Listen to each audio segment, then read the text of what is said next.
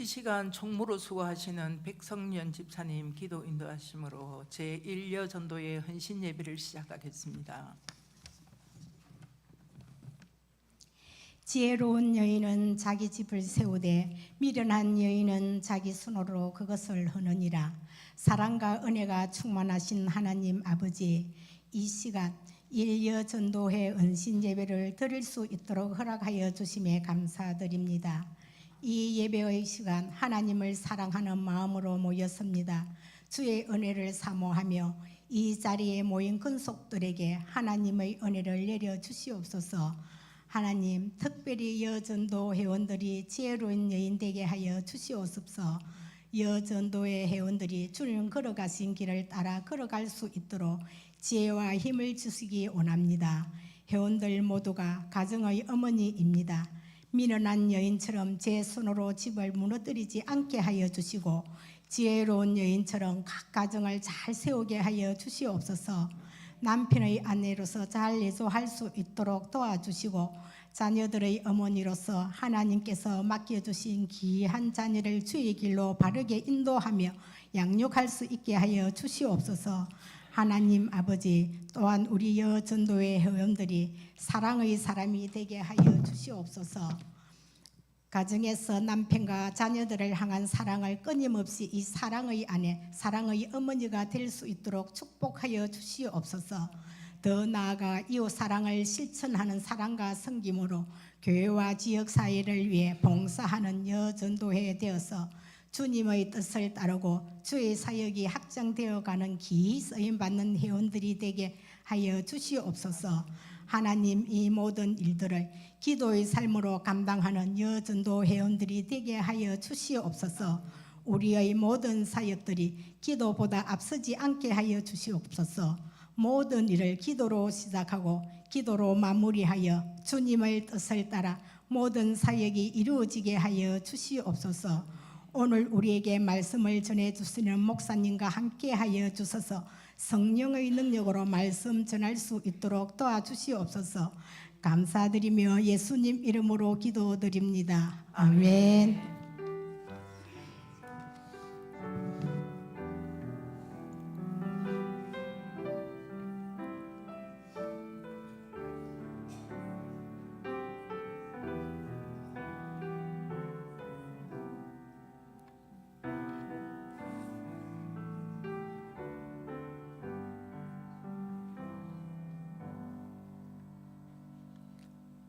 찬송가 391장 부르겠습니다.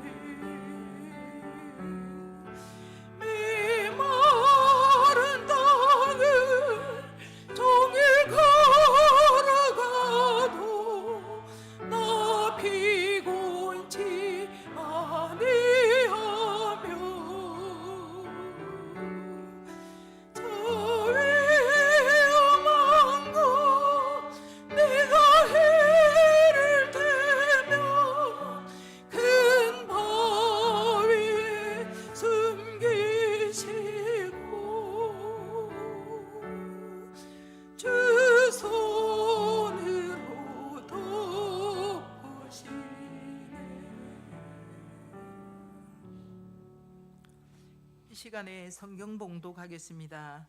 여호수아 2장 1절로 24절입니다.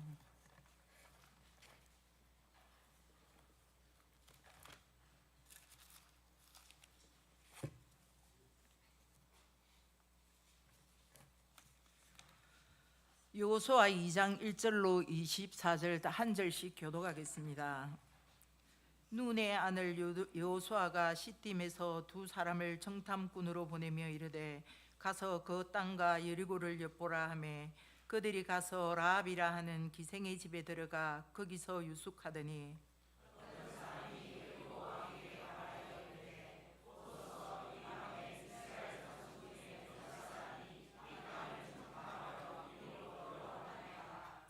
여리고 왕이 라합에게 사람을 보내어 이르되 내게로 와서 내 집에 들어간 그 사람을 끌어내라. 그들은 이 온 땅을 정탐하러 왔느니라.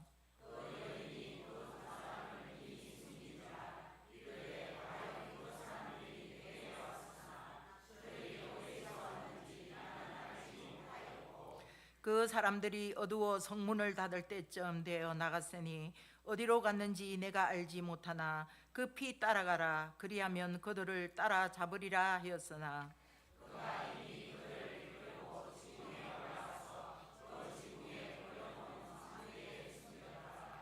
그 사람들은 요단 나루터기까지 그들을 쫓아갔고 그들은 뒤쫓는 자들이 나가자 곧 성문을 닫았더라.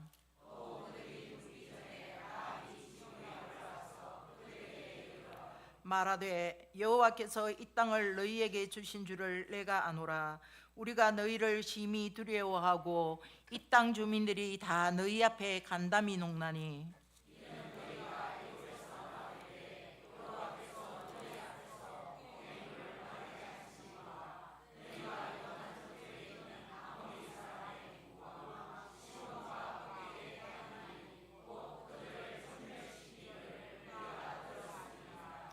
우리가 듣자 곧 마음이 녹았고 너희로 말미암아 사람이 정신을 잃었나니 너희의 하나님 여호와는 위로는 하늘에서도 아래로는 땅에서도 하나님이시니라.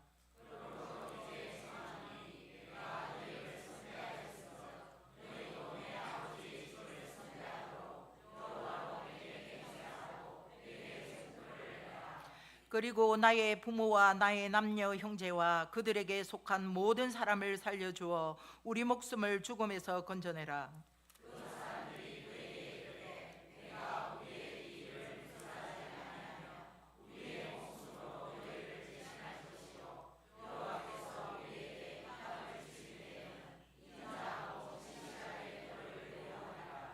라합이 그들을 창문에서 줄로 달아내리니 그의 집이 성벽 위에 있으므로 그가 성벽 위에 거주하였음이라.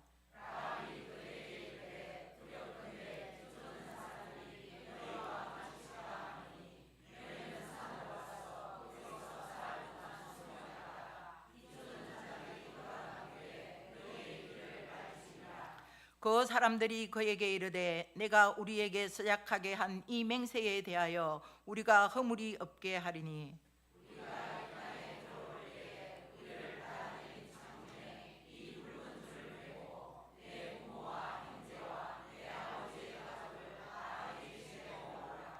누구든지 내 집 문을 나가서 거리로 가면 그의 피가 그의 머리로 돌아갈 것이요 우리는 허물이 없으리라. 그러나 누구든지 너와 함께 집에 있는 자에게 손을 대면 그의 피는 우리의 머리로 돌아오려니와.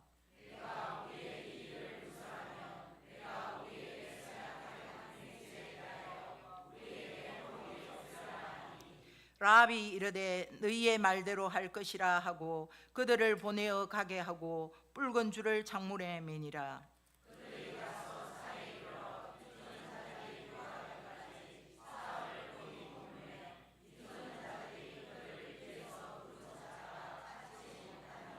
그 두 사람이 돌이켜 산에서 내려와 강을 건너 눈의 아들 여호사에게 나아가서 그들이 겪은 모든 일을 고하고 또 여호와에게 이르되 진실로 여호와께서 그 온 땅을 우리 손에 주셨으므로 그 땅의 모든 주민이 우리 앞에서 간담이 녹더이다 하더라. 아멘.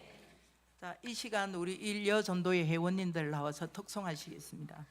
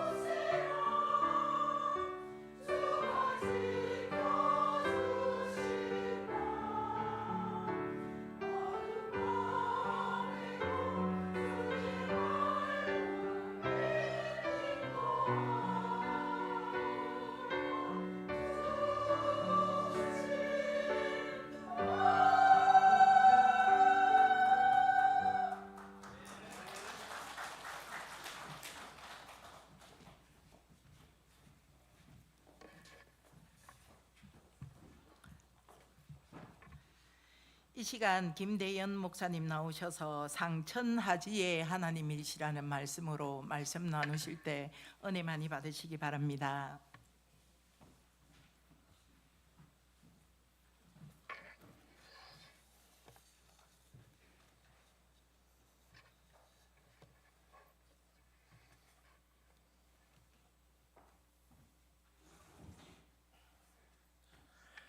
기도하겠습니다. 살아계신 하나님 감사합니다. 일요전도의 헌신 예배를 통해서 하나님께서 영광 받으시기를 소망하며 말씀 안에서 헌신을 다짐하고 다시 한번 믿음에 굳게 서기를 원하는 우리 모두에게 주님 은혜를 더하여 주시옵소서. 예수님의 이름으로 기도드립니다. 아멘.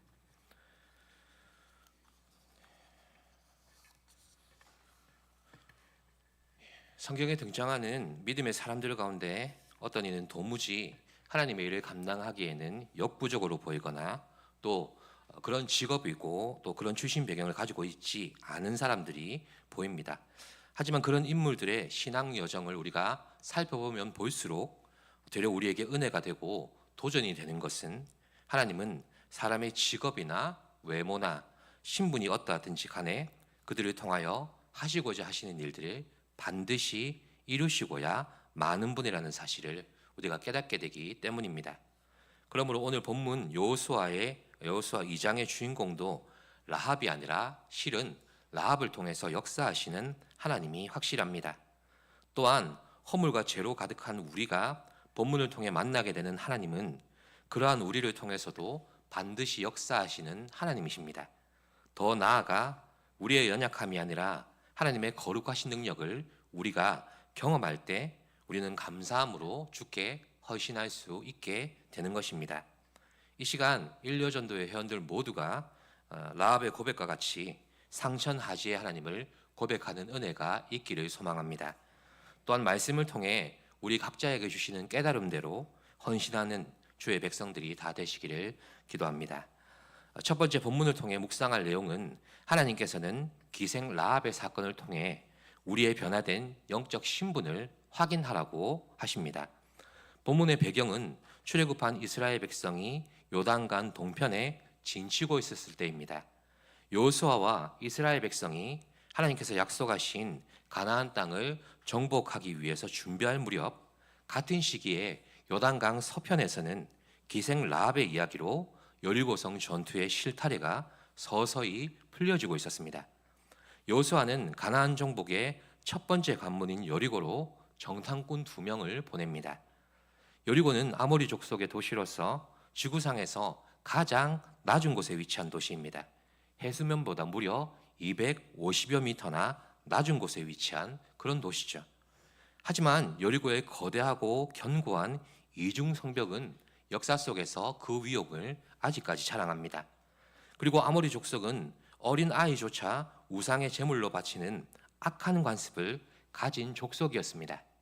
결국 여리고 정복은 이렇게 아모리 사람의 죄악이 관영했을 때 수행된 사건이기도 합니다.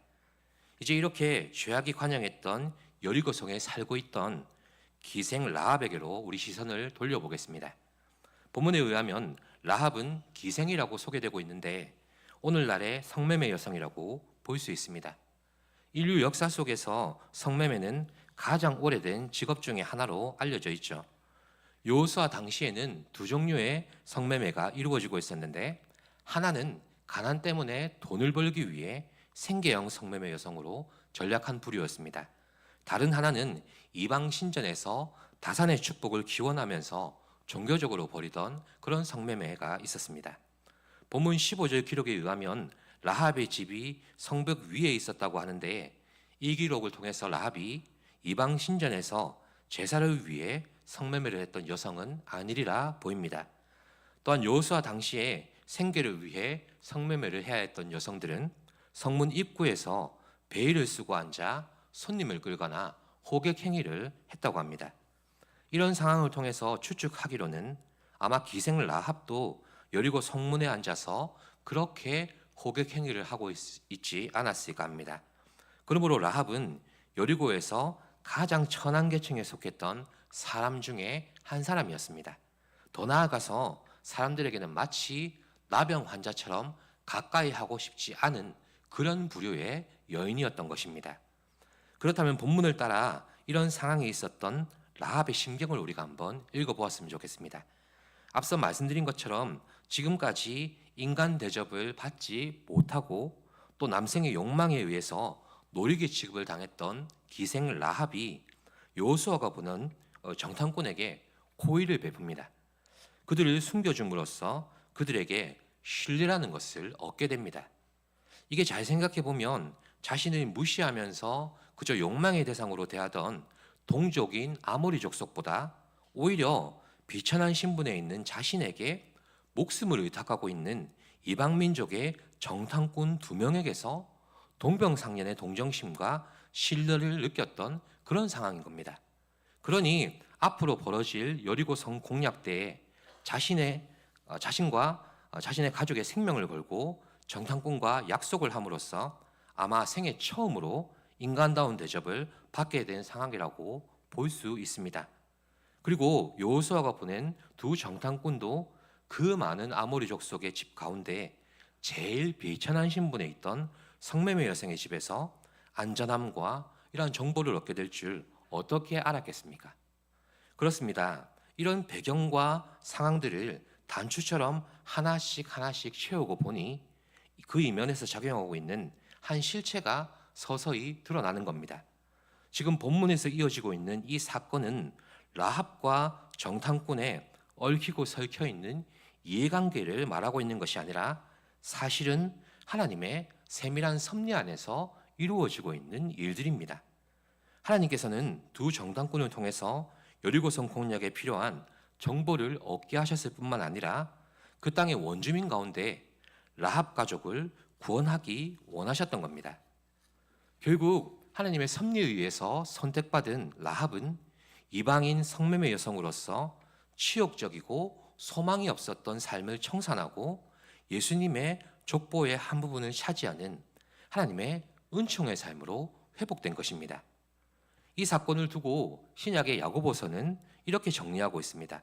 야고보서 2장 25절에서 6절까지의 말씀인데요. 또 이와 같이 기생 라합이 사자들을 접대하여 다른 길로 나가게 할 때에 행함으로 의롭다 하심을 받은 것이 아니냐. 영혼 없는 몸이 죽은 것 같이 행함이 없는 믿음은 죽은 것이니라. 아멘.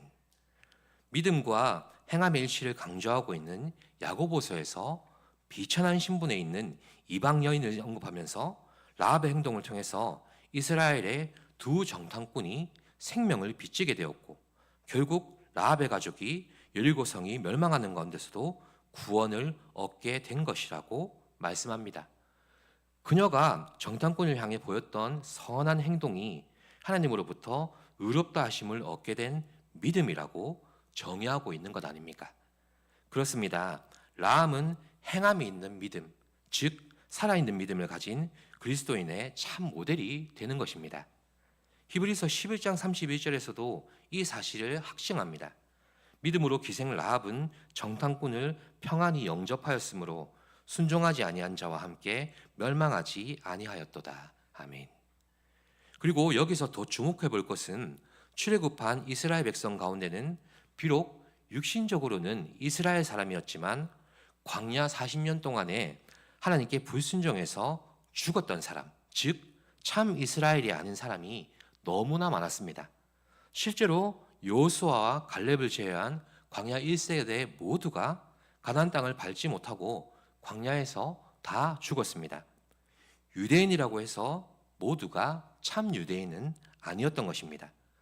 하지만 놀라운 사실은 이스라엘 사람도 아니면서 천대받는 이방 여인이요 성매매를 생업으로 삼고 살아가던 비천한 기생 라합의 신분은 오직 하나님을 향한 믿음만으로 변화된 것입니다. 이 비천한 신분의 여인이 훗날 이스라엘 사람 살몬과 결혼할 뿐만 아니라 그가 낳은 아들 보아스가 나중에는 이방 여인 룻을 아내로 맞이하여 기업 무르는 자가 되어준 것입니다. 보아스가 이방 여인 룻을 선뜻 아내로 받아들인 데에는 이런 연유가 작용하고 있었던 겁니다. 사실 이방인이었지만 믿음으로 이스라엘의 일원이 되었던 어머니 라합의 사연을 누구보다 잘 알았던 게 바로 보아스입니다. 그렇습니다. 예수님의 족보에 이렇게 라합에서 룻으로 2대에 걸쳐 이어지는 이방 여인의 이름이 영광스럽게 올라가게 된 겁니다. 그리고 족보에서뿐만 아니라 실제 자신들의 삶의 현장에서 수많은 육신적인 이스라엘 사람들도 경험해보지 못했던 참 이스라엘의 일원이 되는 귀한 은혜까지 입게 된 겁니다. 그렇습니다. 이렇게 하나님의 섭리로 인해 아모리족 속에서 참 이스라엘로 시민권을 옮기게 된 기생 라합의 모습은 우리가 예수님 없이 살았던 죄인의 모습을 떨쳐버리고 하나님의 언약의 백성이 되었음을 선명하게 나타내 주는 겁니다. 그리고 이렇게 라합이 예수님의 조상 중 한 명이 된 전례를 통해서 하나님의 구원에 있어 외인이었고 아무런 공로가 또 의가 없던 우리 역시 예수 그리스도 안에서 하나님의 섭리로 말미암아 구원의 은혜를 결국 입게 된 것입니다. 그러므로 라합의 변화된 신분을 통해 하나님께서는 우리의 변화된 신분에도 주목하라 말씀하시는 겁니다. 그렇습니다. 우리는 넘치는 하나님의 은혜를 입었습니다. 멸망당할 죄인의 신분에서 바랄 수 없었던 하나님의 은혜를 입게 된 것입니다. 그리고 지금 우리 삶에 세밀히 역사하시고 섭리하시는 하나님의 은혜는 매일 덧입는 그 은혜를 매일 덧입는 새 이스라엘의 신분으로 살아가야만 하는 것입니다. 사랑하는 성도 여러분, 우리의 지난 날들을 한번 생각해 보십시오. 주님 없이 살았던 시절을 한번 돌이켜 보십시오. 이 땅에 불완전한 것들을 소망으로 삼았던 비천한 우리 삶에 찾아오셔서 우리 모든 죄를 용서하시고 자녀 삼아 주셨습니다. 여러분은 새 이스라엘의 일원이 되었습니다. 소망이 없는 사람의 인생도 참으로 가련하고 슬픈 것이지만 진정 우리를 절망스럽게 하는 것은 소망을 잃어버린 인생입니다. 주님이 최우선이었고 최고였던 그런 인생의 가치가 주님으로 만족하지 못하게 되는 것이 진정한 절망입니다. 십자가의 은혜가 없이 내 삶에 과연 무엇이 은혜가 될 수 있겠는가? 이렇게 자랑하던 입술이 십자가는 고통이고 눈물뿐이더라. 이렇게 말하는 나약한 입술로 변하는 게 진정한 절망 아니겠습니까? 그러므로 이 사실을 분명히 마음에 새기는 일려전도의 회원들이 되시기를 바랍니다. 이러한 절망이 우리의 삶을 엄습할 수 없음은 가련한 인생의 라합을 이스라엘 백성으로 불러주신 이 놀라우신 하나님의 섭리가 우리의 어떠함에도 굴하지 않고 지금도 우리 안에 역사하시기 때문입니다. 하나님의 구원과 회복의 언약 안으로 부르심을 받은 여러분을 예수 그리스도 안에서 영원히 붙들어 주실 것을 찬양하고 기뻐하시는 모두가 되시기를 바랍니다. 두 번째 본문을 통해 묵상할 내용이 있습니다. 그것은 우리가 변화된 신분으로 살기 위해서는 기생 라합의 고백처럼 상천하지의 하나님을 의지해야만 한다는 것입니다. 앞서 말씀드린 바와 같이 광야의 여정을 마무리하면서 여호수아는 정탐꾼 2명을 여리고성으로 보냈습니다. 12명이 아니라 2명만 보낸 것은 임무를 마치고 보고할 때 최소한 2명이 같은 증언을 해야 그 보고가 적어도 신빙성이 있다, 이렇게 여겨지기 때문입니다. 잘 아시는 것처럼 12명이라는 숫자는 이미 광야 초반에 의미가 없다, 이렇게 밝혀졌지 않습니까? 12정탐꾼 사건을 통해서 그들이 체험한 바가 있기 때문에 마지노선인 2명만을 보낸 것이라고 볼 수 있습니다. 아무튼 라합의 집은 사람의 왕래가 잦은 곳이어서 2정탐꾼이 들어가는데 별 어려움은 없었을 것으로 보입니다. 그러나 그 많은 집 가운데 라합의 집에 들어간 것은 하나님의 인도요, 섭리라고 보아야 합니다.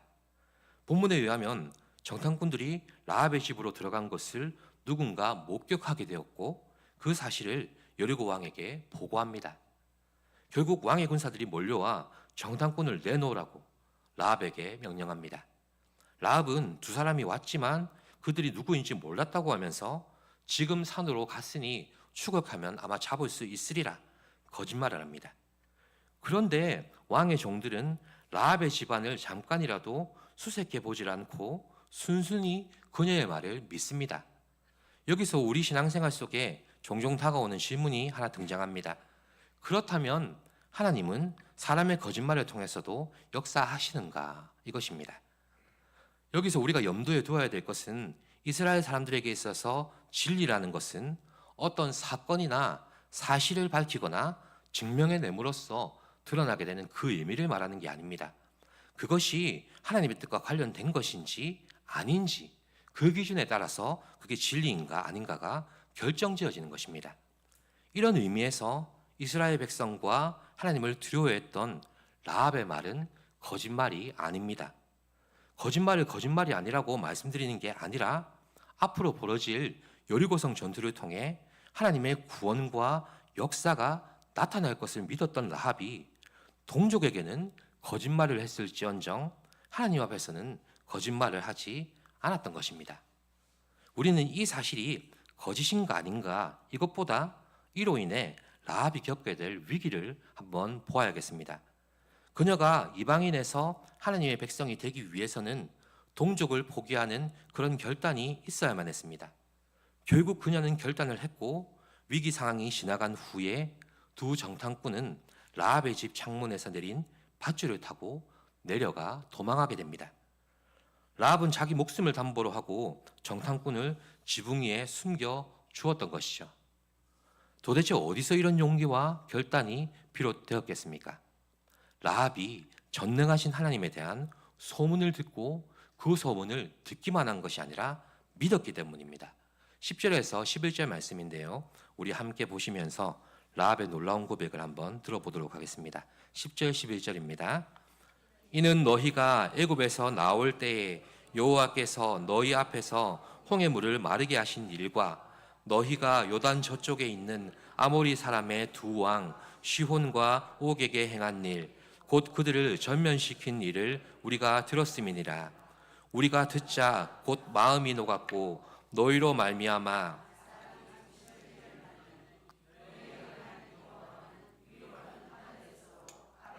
땅에서도 하나님이시니라. 아멘. 그렇습니다.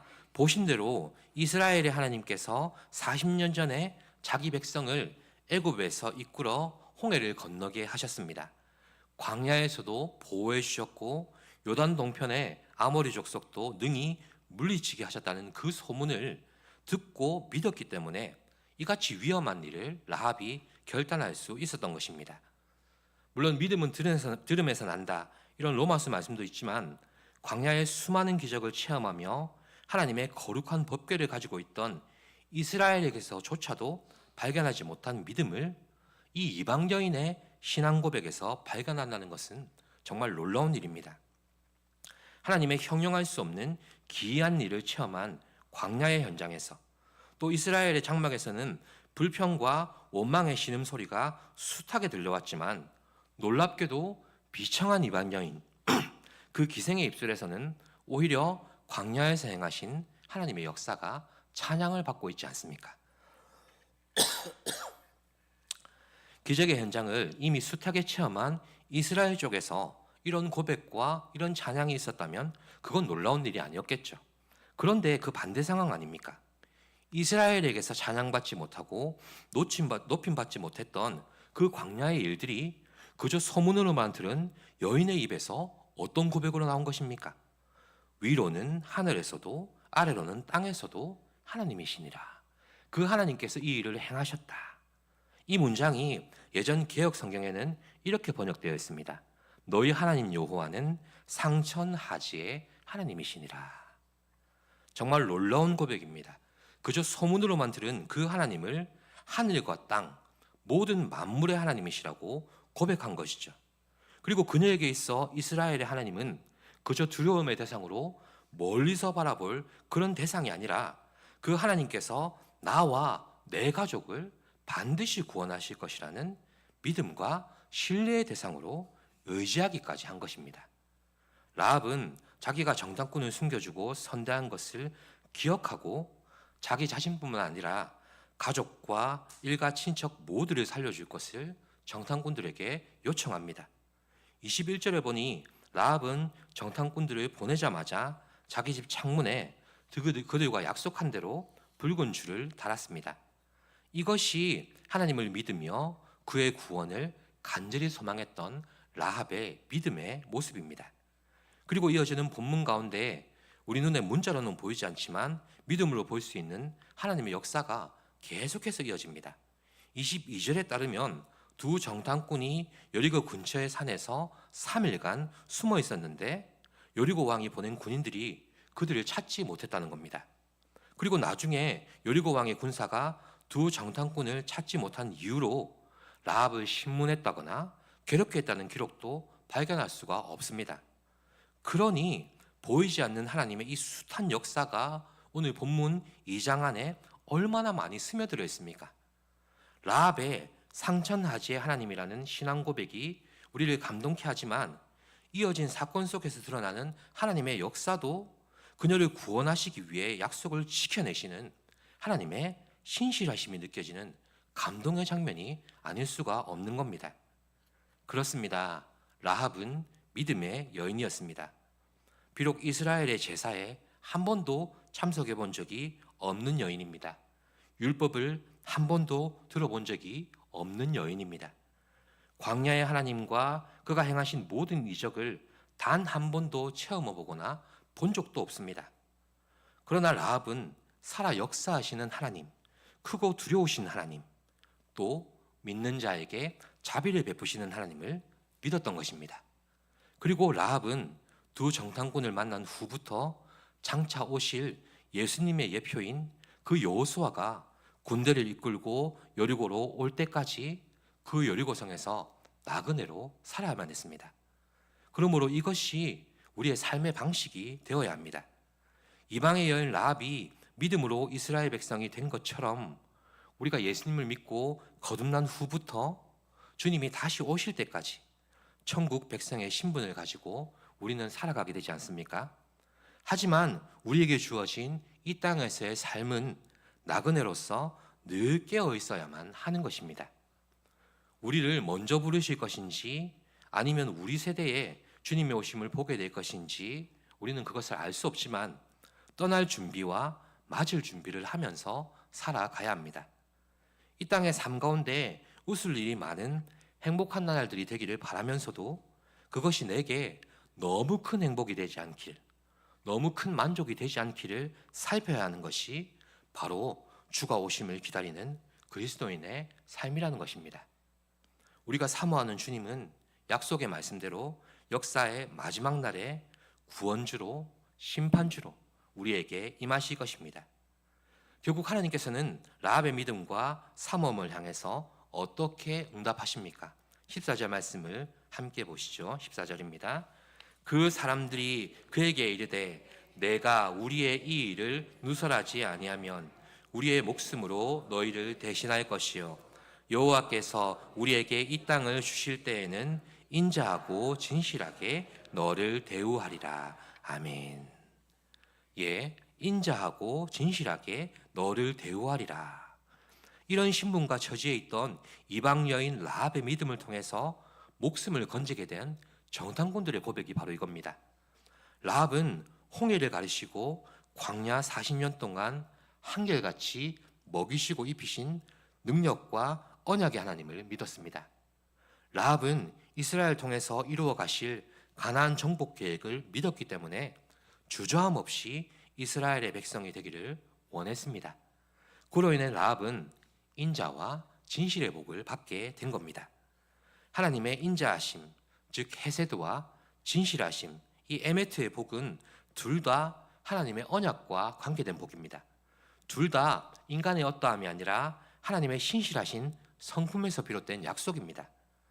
라합은 정탐꾼들을 통해 주어진 약속을 하나님의 언약으로 확신했기 때문에 여리고가 함락당하기 전에 온 친척을 그 붉은 줄 아래에 다 불러 모았던 것입니다. 사랑하는 일요전도의 회원 여러분, 그리고 성도 여러분, 여러분이 하나님을 향해 활짝 열어놓은 믿음의 창가에 이 붉은 줄이 매달려 있는지를 한번 확인해 보시기를 바랍니다. 하나님과 나만 아는 이 약속의 붉은 줄을 붙잡고 구원에 충만하는 일을 늘 누리며 살아가시기를 바랍니다. 이제 말씀을 맺습니다. 하나님은 소망 없던 죄인을 섭리 가운데 불러주십니다. 그리고 죄인을 부르신 하나님은 말씀을 들려주셔서 믿게 하십니다. 말씀에 근거한 믿음, 그리고 상천하지에 유일하신 하나님만 신뢰하는 믿음이 바로 온전한 믿음입니다. 우리가 바로 이 하나님을 믿고 헌신할 때 비록 우리 눈에 다 보이지 않아도 신실한 손길로 역사하고 계심을 믿어야 합니다. 소망 없던 자를 어둠 가운데 불러내어 복음을 믿게 하시고 지금도 우리의 삶을 세밀히 섭리하시며 언약의 복을 주시는 이 상천하지의 하나님을 살아있는 믿음으로 더욱 사랑하고 섬기게 되는 일요전도 회원들 되시기를 간절히 소망합니다. 기도하겠습니다. 상천하지의 하나님, 섭리하시고 역사하셔서 우리를 구원하신 하나님의 인도하심을 보게 하시니 감사합니다. 믿음으로 살아가기를 간절히 소망하는 일요전도 회원 모두에게 상천하지의 하나님이 날마다 고백되어지는 은혜가 있게 하여 주시옵소서. 감사드리며 예수님의 이름으로 기도드립니다. 아멘.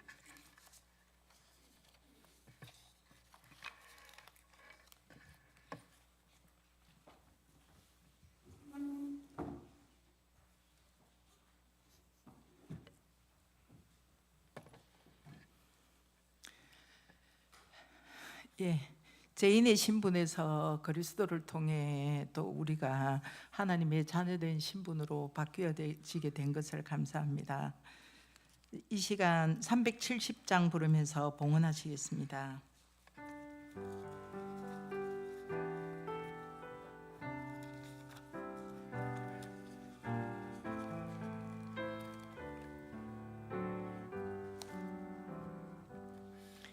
주 안에 있는 나에게 딴 근심이 있으랴 십자가 미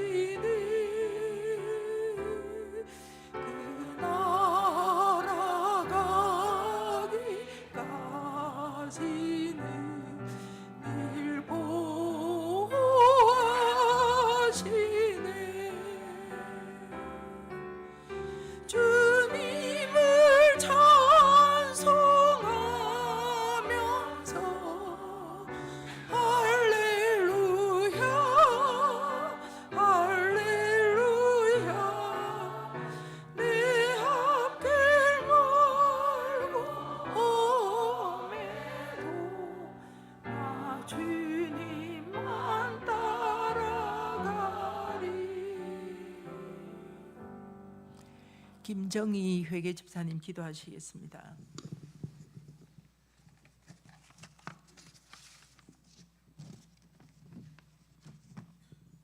존귀하시고 거룩하신 하나님 아버지, 날마다 한없는 은혜를 베풀어 주심에 감사를 드립니다. 오늘 이 시간 제1여 전도의 헌신 예배를 허락하심을 감사를 드립니다.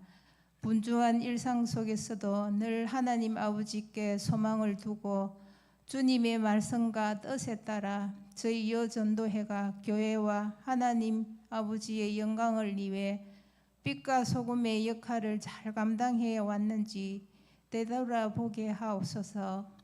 사순절 기간 동안 묵상하며 품었던 순전한 다짐들이 이 세상을 살아갈 때 흐트러지지 않게 그 마음들을 붙잡아 주시옵소서.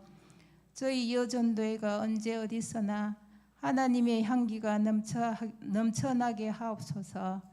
지난 목요일 송미영 권사님 뇌경색 시술과 심상 시술이 하나님의 은혜로 잘 치료되어 곧 퇴원을 하신다고 하니 이 또한 감사를 드립니다.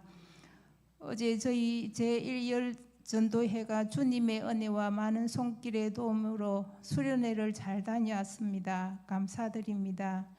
하나님 아버지, 이 시간 한 분 한 분의 정성을 모아 하나님께 작은 예물을 기쁘게 올려드립니다. 하나님의 나라의 영광을 위하여 쓰임받게 하옵시고 그 손길마다 하나님의 은혜로 충만하게 하옵소서. 한 주간도 주의 말씀에 순종하며 살아가게 하옵소서. 늘 은혜 주심에 감사드리며 우리 주 예수 그리스도의 이름으로 기도드렸습니다. 아멘.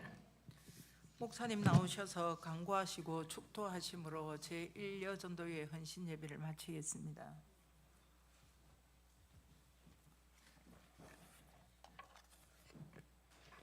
광고 말씀드리겠습니다.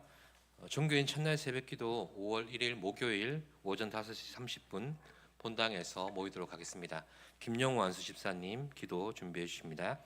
재직회 다음 주일 2부 예배 후에 본당에서 모이도록 하겠습니다. 5월 동행주일 예배가 5월 11일 주일에 드려집니다. 교구별로 기도하고 준비하셔서 하나님의 은혜를 누리시기를 소망합니다.